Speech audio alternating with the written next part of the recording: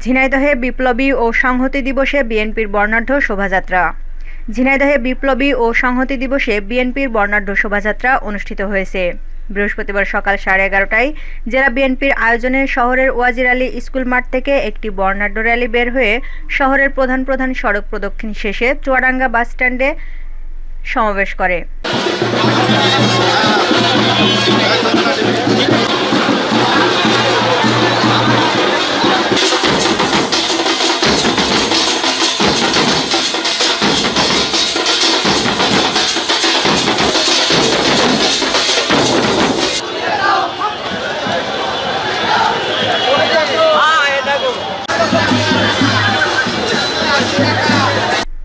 র্যালিতে উপস্থিত ছিলেন জেলা বিএনপির সভাপতি অ্যাডভোকেট এম এ মজিদ, সাধারণ সম্পাদক জাহিদুজ্জামান মনা, সাংগঠনিক সম্পাদক সাজেদুর রহমান পাপ্পু, সহসভাপতি মুন্সী কামাল আজাদ পান্নু, সিনিয়র যুগ্ম সাধারণ সম্পাদক আব্দুল মজিদ বিশ্বাস সহ জেলা ছাত্রদল, যুবদল, মহিলা দল, কৃষক দল, স্বেচ্ছাসেবক দল সহ বিএনপির বিভিন্ন ইউনিটের নেতৃবৃন্দ ও কর্মী সমর্থকরা।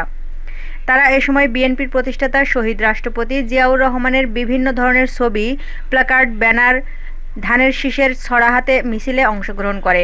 বিএনপি নেতারা তাদের বক্তব্যে বলেন, নতুন স্বাধীনতায় ছাত্রদের সাথে বিএনপির বহু নেতাকর্মী জীবন দিয়েছে, আহত হয়েছে।